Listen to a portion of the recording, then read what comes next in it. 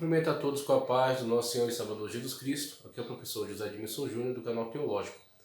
E vamos dar início agora à gravação para auxílio, a aula de número 8, lição 8 da Escola Bíblica Dominical, cujo tema é Uma Igreja que Enfrenta os Seus Problemas. Uma igreja que enfrenta os seus problemas, ok? Vamos então meditar um pouco acerca dessa lição e vamos então comunicar alguns comentários para que você possa ter alguns insights para a sua aula. Que a aula seja abençoada, que a aula seja edificante para a igreja. Então a lição cujo tema Uma Igreja que Enfrenta os Seus Problemas, texto áureo: escolhei, pois, irmãos dentre vós 7 varões de boa reputação, cheios do Espírito Santo e de sabedoria, aos quais constituamos sobre este importante negócio. Atos 6 e 3, a verdade prática. Uma igreja cheia da sabedoria do Espírito age sabiamente para resolver os conflitos de relacionamentos. E agora a leitura bíblica em classe está no livro de Atos dos Apóstolos, capítulo 6, versículos 1 ao 7, que nos diz: Ora, naqueles dias, crescendo o número dos discípulos, houve uma murmuração dos gregos contra os hebreus, porque as suas viúvas eram desprezadas no ministério cotidiano. O 2: E os 12, convocando a multidão dos discípulos, disseram: Não é razoável que nós deixemos a palavra de Deus e sirvamos as mesas. Escolhei, pois, irmãos, dentre vós 7 varões de boa reputação, cheios do Espírito Santo e de sabedoria, aos quais constituamos sobre este importante negócio. Mas nós perseveraremos na oração e no ministério da palavra. E este parecer contentou a toda a multidão, e elegeram Estevão, homem cheio de fé e do Espírito Santo, e Filipe, e Prócoro, e Nicanor, e Timão, e Pármenas, e Nicolau, prosélito de Antioquia.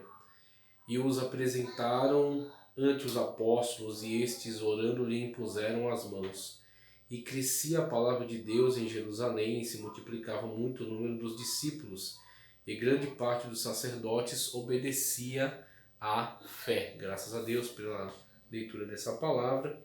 E já conseguimos então adentrar a problemática aqui dessa lição, cujo tema de fato é bastante sugestivo, que são os conflitos internos na gestão, na administração da igreja local, ok? Então você tem aqui situações que são aqui no texto apresentadas e que correspondem às problemáticas que também são vivenciadas na atualidade pela igreja que está constituída, que são exatamente alguns certos problemas de relacionamentos decorrentes de certos conflitos que são gerados a partir de certos desentendimentos, desinteligências que acabam acontecendo dentro do grupo. Então é muito natural observarmos que em alguns contextos possam haver desentendimentos, possam haver conflitos, o que não é esperado por parte da igreja é que os conflitos não sejam resolvidos e que não sejam resolvidos da maneira mais sábia possível. O problema não é o fato de haverem conflitos. O problema surge quando os conflitos não podem ser resolvidos de uma forma pacífica e sábia, por meio da direção do Espírito Santo. Uma vez que somos seres humanos ainda pecadores, mesmo que nós somos redimidos pelo sangue do Senhor e Salvador Jesus Cristo, mas estamos num processo ainda de aperfeiçoamento, de santificação, sabendo que nós alcançaremos a perfeição na glorificação, quando partimos para o ambiente celestial, para as moradas eternas. Então aqui estamos num processo ainda de mortificação da carne e de aperfeiçoamento. E no inteirinho desse processo, infelizmente, temos conflitos no nosso convívio, no nosso relacionamento. Conflitos estes que não impedirão a nossa comunhão, que serão resolvidos dentro de uma sabedoria trazida pelo Espírito Santo para que nós possamos prosseguir na nossa marcha, tendo nosso objetivo sempre em foco, que é pregar a palavra de Deus, pregar a salvação da eternidade por meio do Senhor e Salvador Jesus Cristo, que é glorificar a Deus na terra, que é sempre trazer o reino de Deus para este mundo. Então os conflitos, o fato de existirem não é o problema, e sim o fato de não poderem ser resolvidos, e isso sim seria a marca de uma igreja que não tem mais a direção do Espírito. Os conflitos existem, mas são resolvidos com sabedoria numa igreja que está subordinada à direção do Espírito Santo de Deus, como o caso aqui da igreja em Atos dos Apóstolos, que nos apresenta esse conflito sério, grave, mas que foi tratado com toda a sabedoria, com toda a inteligência, e foi trazido como referencial de solução para nós, tá certo? Então é esse referencial que estamos aproveitando aqui para, olhando para esse paradigma também, nos ajustarmos e nos comportarmos como uma igreja que é subordinada ao Espírito Santo de Deus. Então isso que é muito interessante e é muito importante. Eu quero trazer já no início uma importantíssima contribuição para entendermos, para mergulharmos nesse contexto histórico, e com certeza vai enriquecer a sua aula, que é essa aqui, ó. Comentário histórico-cultural, tá? Comentário histórico-cultural do Novo Testamento, editora Vida Nova. Comentário histórico-cultural do Novo Testamento, editora Vida Nova, página 306. Não, perdão. 396. Página 396. O título: Os 7 distribuidores de caridade. O texto nos diz: quem tinha o poder político costumava reprimir as minorias insatisfeitas. Aqui os apóstolos entregam todo o sistema nas mãos da minoria ofendida, que havia se sentido abandonada. Ao fazer isso, demonstram apoio à minoria que posteriormente se tornaria o futuro da igreja. Veja como é importante olharmos para esses aspectos que podem até passar desapercebidos, mas que, quando observados devidamente, nos trazem um referencial impactante da presença do Espírito Santo de Deus, da sabedoria que vem do alto dentro da igreja de Cristo. Veja que acabou de haver uma inversão de realidade aqui, porque a realidade normal dos grupos que existem na sociedade humana desde sempre é que as revoltas e as reclamações levantadas pelas minorias sejam rapidamente abafadas, combatidas, que eles sejam coagidos, ou que eles se silenciem, ou que eles saiam. Então, nos grandes grupos que você pode encontrar na sociedade, ou de sociedades secretas, ou de organizações religiosas, ou de grupos de ideologia política, ou de grupos que estão em torno de uma ideia filosófica, sempre que havia uma reclamação oriunda de um grupo minoritário, este grupo seria esmagado, este grupo seria coagido a silenciar-se e não tumultuar o interesse da maioria.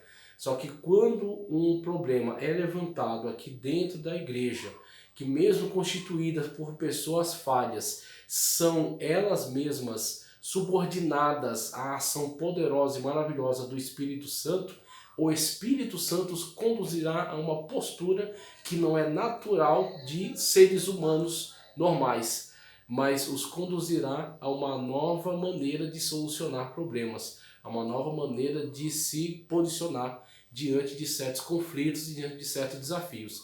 O Espírito Santo os leva a, olhando para esse conflito, a agir com sabedoria e permitir que fosse ali levantado entre eles um grupo por meio do qual esses problemas seriam dirimidos, seriam resolvidos, não seriam mais um empecilho. Então eles, agindo sob direção do Espírito Santo, oraram, buscaram a Deus, foram direcionados pelo Espírito na tarefa de levantar este grupo ao qual foi atribuída essa função de diaconia, essa função de serviço. E é muito interessante porque eles tomam para si o título de diácono, mas a diaconia é uma ação, é um agir, tá certo? De serviço, que na verdade é efetuada por todos aqueles que servem o Senhor Jesus Cristo, o Senhor e Salvador Jesus Cristo. Eles fazem diaconia, eles exercem diaconia. Só que agora você terá este grupo de pessoas selecionadas para estarem diretamente ligadas a esse importante ministério, a essa importante função, que é caracterizada aqui como servir às mesas. É uma atuação prática, ok? Enquanto que os apóstolos, fazendo assim, agindo assim nessa sabedoria, não tem nenhum empecilho para a continuidade do seu trabalho e dedicação total à oração, o que mantém a igreja sempre nesse viés de comunhão intensa com Deus, mantendo-se sempre em conexão direta com o Espírito Santo de Deus, num nível espiritual elevado, e a pregação da palavra, e sendo instrumentos usados por Deus para realizar milagres, maravilhas, grandes prodígios. Então eles não terão nenhuma perda de foco, por causa da sabedoria, o Espírito Santo de Deus que os instruiu a, em vez de tentar reter tudo para si, ou esmagar qualquer tipo de reclamação ou de indignação que possa ser manifestada dentro de um grupo, mesmo que minoritário, eles agiram com tranquilidade, com paz, com paciência e com sabedoria do alto para, olhando para a problemática, entender qual é a sua solução, qual é a maneira mais inteligente de chegar até a solução. Então foi trazido aqui toda uma lista de qualificações. Você vê que alguns podem olhar para os diáconos e enxergar eles como mordomos, como garçons, como ajudantes gerais, tá certo? Nenhum demérito a essa atuação dos ajudantes gerais das empresas, mas alguém que talvez não seja especialista e fique ali a serviço de apoio para qualquer situação, quando na verdade o Espírito Santo de Deus, por meio dos apóstolos, olham para estes homens que serão levantados e requer deles uma alta qualificação. Qualificações em nível de caráter, em nível de espiritualidade, em nível de comprometimento. São pessoas com alta qualificação para um serviço fundamental, que é trazer a solução num viés prático, para que nada seja interrompido com relação à liturgia, nada seja interrompido com relação à oração, à espiritualidade da igreja, a comunhão, relacionamentos permaneçam firmes, sendo vivenciados de uma forma santa, por meio desses homens que são levantados por Deus, capacitados pelo Espírito Santo para resolver importantes questões. A diaconia da igreja é fundamental para o seu serviço, para o seu desenvolvimento. Continuando aqui na leitura do comentário histórico-cultural, para alguns estudiosos, os helenistas, conforme é apontado ali no texto, aqui são simplesmente judeus da Palestina fluentes em grego. Contudo, a maioria dos judeus da Palestina era bilíngue, ou seja, não seria nada de... não seria necessário um qualitativo diferenciado se a questão fosse essa, se fossem apenas judeus palestinos que falam grego. Não era estranho os judeus da Palestina falarem o grego. Isso não seria um qualitativo a ponto de caracterizá-los como um grupo à parte, porque todos eles tinham essa necessidade de lidar com a língua grega, tá certo? Isso aconteceu devido à helenização do mundo no Império Macedônico, e foi logo antes do Império Romano, no período interbíblico. Tá? Então isso aqui não era nada de extraordinário, eles lidarem com o idioma grego. Provavelmente a primeira língua de muitos cidadãos de Jerusalém. A hipótese mais provável é que o texto se refira aos judeus de língua grega da diáspora. Agora nós temos de fato uma questão que vai diferenciá-los dos locais. Eles são da diáspora, ou seja, os judeus já estavam em um movimento de dispersão pelo mundo devido às invasões do Império Babilônico, do Império Macedônico, do Império Romano. Então muitos judeus já haviam se deslocado para outras regiões do mundo. E eles, em algumas circunstâncias, vinham para Jerusalém, como vai ser explicado aqui. Da diáspora, né? Que haviam se estabelecido em Jerusalém, e não os nativos bilíngues da Judéia ou Galiléia. Quem são os helenistas? Não são simplesmente judeus que falam grego, porque ali havia muitos judeus que falavam grego, tá certo? Do próprio local. Mas esses helenistas são judeus da diáspora, são pessoas de fora, que já têm família estabelecida fora de Israel e já talvez seja uma segunda geração já de judeus. Então já apresentam certas características diferenciadas em relação àqueles que estão na Palestina. São distinguidos daqueles, são os helenistas. A Bíblia ordenava o cuidado das viúvas que não tivessem outro meio de sustento, caso não pudessem contar com a ajuda de membros próximos da família. O judaísmo levava muito a sério essa responsabilidade. Entretanto, como era considerado honroso ser sepultado na terra de Israel, muitos judeus estrangeiros vinham passar os últimos dias ali. Depois morriam e deixavam um número desproporcional de viúvas na região. Veja só a situação. Em séculos posteriores, os rabinos forneciam outro incentivo teológico para a migração à Terra Santa. Segundo uma tradição popular, os mortos só ressuscitariam em Israel, tá certo? Os mortos só ressuscitariam em Israel. Os justos sepultados em outros lugares precisariam, olha só, que curioso, né? Esse entendimento que eles tinham em relação àqueles que morriam fora do território de Israel. Os justos sepultados em outros lugares precisariam rolar debaixo da terra até Israel, antes de ser ressuscitados. Experiência que supostamente seria bastante desagradável para os cadáveres. Portanto, o número de viúvas estrangeiras era enorme em Jerusalém, cidade que não contava com a quantidade suficiente de sinagogas estrangeiras.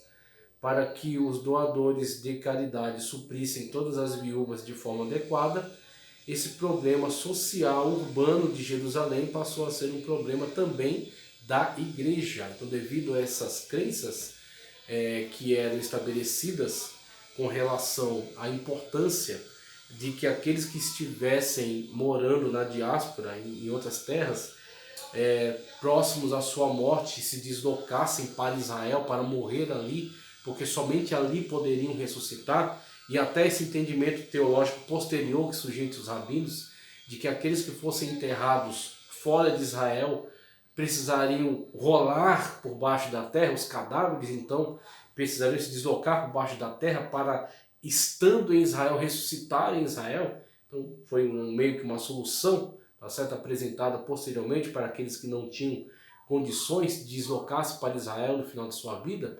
Isso causou um problema social, porque muitos destes se deslocavam para Israel, em muitas situações morria o marido e ficava a mulher desprovida.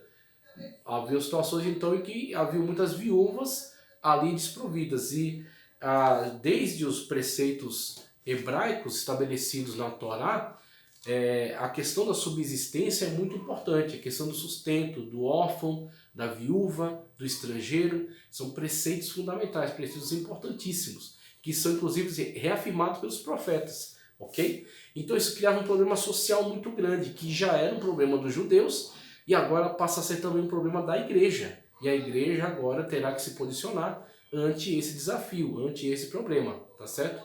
Da questão de haverem ali muitos daqueles que já haviam vindo devido à crença nessas tradições, agora haviam se convertido, e tendo se convertido, agora esse problema passa também a pertencer à esfera da Igreja de Cristo, que não recua diante dele.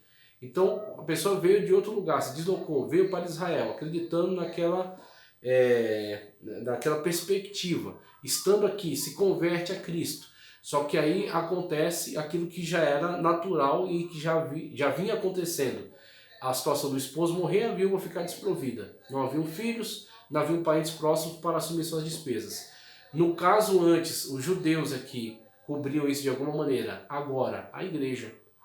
Aqueles que se converteram e que estão dentro da igreja. A igreja agora terá uma responsabilidade para isso. E isso mostra para nós o quanto é fundamental, o quanto é importante que a nossa fé não seja só teórica, que a nossa fé não seja só vocalizada, tá certo? Mas que, como o Tiago diz, mostra-me a tua fé sem obras, que eu te mostrarei a minha fé pelas minhas obras. Não adianta você orar pelo irmão e dizer vai em paz, sendo que ele está com fome, sendo que ele está necessitando de vestimentas. É necessário que a sua fé se traduza em ação, tá certo? Em misericórdia, e que haja em você esta disponibilidade, tá certo? Para doar daquilo que você tem, mesmo que você não tenha muito, mas do pouco que você tem, você compartilha e assim todos têm pelo menos o necessário.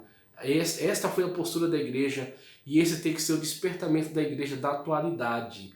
Você tem visto, como eu também tenho visto na atualidade, muitos contextos em que muitos recursos são desperdiçados, tá certo? Pessoas que já têm dinheiro e que ganham mais dinheiro. Pessoas que já têm fartura em casa, mas que se banqueteiam, tá certo? E desperdiçam verba, desperdiçam recursos e que muitas das vezes não direcionam isso para pessoas que são realmente necessitadas. Eu não estou falando em relação àqueles que já fazem a obra, aqueles que já estão dedicados, aqueles que já se atentam a essas necessidades, das pessoas que são necessitadas e que estão próximos a ele, tá certo? Que estão ao alcance da sua ajuda. Eu estou falando em relação aos relapsos, aqueles que se banqueteiam, aqueles que se fartam, aqueles que se presenteiam, sendo que já têm altos recursos e não olham para os necessitados que estão à sua volta. Você não ficará impune.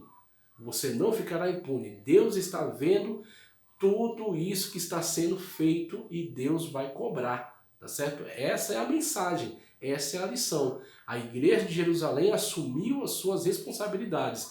A igreja da atualidade precisa assumir as suas responsabilidades.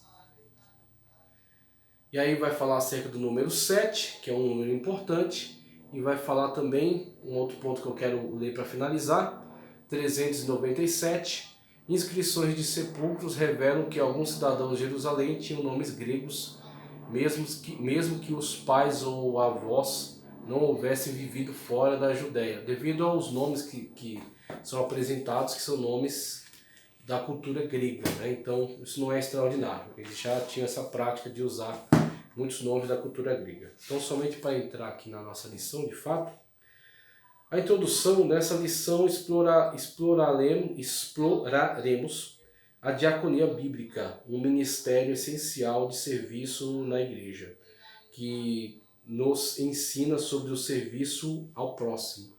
O serviço ao próximo não é brincadeira. Cristo disse: quando me viste nu e me alimentaste, me viste nu e me vestisse, me viste com fome e me alimentasse, estive preso e fosse me visitar. E aí pergunto: Senhor, quando estiveste nu e te vestimos, quando estiveste com fome te alimentamos, quando estiveste preso e te visitamos? Ele diz: quando fizeste a um desses meus pequeninos, a mim o fizeste. Preste atenção, o Senhor e Salvador Jesus Cristo recebe como sendo para ele. Então, quando isso não é feito, a negativa também é para ele. Não é que você negou para um pobre miserável que você despreza e que não vai dar problema nenhum. Você acabou de negar para Deus. Você, quando nega, aquele que podendo fazer o bem não faz, peca por omissão. Os pecados não são só por comissão, os pecados são por omissão. Podendo fazer o bem, há a possibilidade de fazer o bem, você se omite. Essa omissão é pecaminosa, tá certo? Porque quem te deu a capacidade de fazer o bem foi Deus, porque foi Deus que trouxe a bênção sobre a sua vida. Ou você não crê que aquilo que você tem é por meio da bênção de Deus, você crê que é o seu próprio braço, e assim você se apresenta como uma pessoa que na verdade descrê da ação de Deus na sua vida, tá certo? Você despreza a ação de Deus e entende que tudo que você tem é por causa do seu próprio braço. Essa é a postura da pessoa que não emprega aquilo que é da sua possibilidade, revertendo isso como bênção de Deus sobre a vida das pessoas. Pecado por omissão, ok? Então essa é a questão que muitos caem, né? A Bíblia nos mostra que a igreja, mesmo em seus primórdios, enfrentava desafios, mas a busca por soluções em Deus era fundamental. A criação do ministério dos diáconos não foi para estabelecer uma hierarquia, mas para organizar o serviço social da igreja, mostrando que todos os líderes são chamados a servir. O que realmente importa no reino de Deus é a disposição em servir. Veja que todos estão servindo. Todos são servos. Só existe um Senhor. Não pense que aquele pastor, porque é presidente da convenção, porque é presidente do setor, que ele está num nível hierárquico. Entenda, o que são os níveis hierárquicos? Existem? Sim, existem. Em que sentido?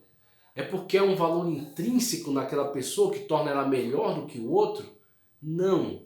Não é por causa de um valor intrínseco dela que torna ela melhor. O pastor presidente não é melhor do que o diácono da congregação local. Ok? Todos têm o mesmo valor. Todos custaram o sangue de Cristo derramado na cruz do Calvário. Todos são pecadores miseráveis que iam para o inferno. E todos foram comprados pelo mesmo sangue. Então são todos servos e têm um só Senhor. O que são as hierarquias? Elas são atribuições de responsabilidade, ok? Um tem responsabilidade sobre varrer uma congregação local, que tem lá 50 membros, e o outro tem responsabilidade sobre 1 milhão de pessoas, para administrar o ensino a elas, para lidar com as questões políticas, para lidar com as questões burocráticas, para falar com as autoridades, para assinar contratos importantes, para gerir e administrar todos aqueles que estão ligados a essa organização, todos que estão na gestão da instituição. Então ele tem atribuições políticas complexas. Essa é a questão. Por isso que ele é pastor-presidente da Convenção Geral, ok? Então Deus o levantou, o capacitou, o preparou e o conduziu até essa situação em que ele pode assumir esse nível de complexidade de ação. E o outro talvez não tenha condições, tá certo, de chegar a uma função que demande esse nível de complexidade, mas ele não é menos importante do que aquele. Os dois têm o mesmo valor diante de Deus. Só que este tem os talentos suficientes para varrer uma congregação. E o outro tem os talentos suficientes para servir numa função político-representativa.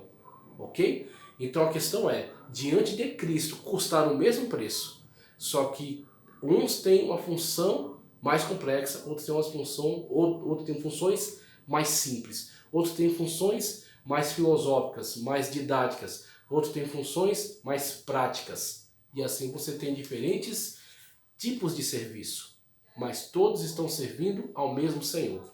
Todos são servos do mesmo Senhor, tá certo? Aquele serve milhões, esse aqui serve um pequeno grupo, mas todos eles servem para a glória de Deus, para que o nome de Cristo seja glorificado em todas essas situações, tá certo? A identificação dos conflitos, conflito de natureza cultural, tá? Conflito de natureza cultural. Lucas cita, deixa eu ver aqui, isso. Lucas cita um conflito entre gregos e hebreus. Atos 6:1. Atos 6:1a. A referência neste texto aos gregos está relacionada aos judeus helenistas, isto é, que haviam emigrado, ou seja, da diáspora, né? Que haviam emigrado para outros países e que por conta disso falavam somente a língua grega. Por outro lado, o termo hebreus era uma referência aos judeus de Jerusalém que se comunicavam principalmente em hebraico ou aramaico. Havia, portanto, uma barreira de natureza cultural por conta da língua. Essa barreira cultural trouxe um conflito de relacionamento entre os crentes da primeira igreja. Isso fez com que os apóstolos, logo após tomarem conhecimento do problema, buscassem uma solução. Eles não podiam deixar a igreja de Jerusalém se desintegrar por conta de barreira de natureza cultural. A unidade da igreja não pode ser ameaçada por conflito de qualquer natureza. Veja, por isso que é importante o estudo da teologia. Teologia é um campo vasto de estudos que existe para te fornecer ferramentas. Ferramentas de entendimento, ferramentas de interpretação, ok? Então, na teologia, por exemplo, você estuda antropologia bíblica. No estudo da antropologia bíblica, você tem um leque de observação maior sobre as sociedades, ok? E ao estudar tanto a antropologia bíblica quanto a história do cristianismo, você percebe esses movimentos de formação das culturas, tá? Então as culturas têm seus valores diferentes, aí você passa também para a ética cristã, a construção histórica da moral, tá certo? O estabelecimento da ética, que vai analisar todas essas construções morais, ok? Então, a partir desses estudos, você percebe que as sociedades têm suas diferentes normas, têm suas diferentes construções morais, têm suas diferentes perspectivas filosóficas, ok? Seus diferentes costumes, o que estabelece diferentes formas de relacionamentos, ok? Dentro de um só país como o Brasil, você tem essas diferenças bastante marcantes. O que é um nordestino? O que é um gaúcho?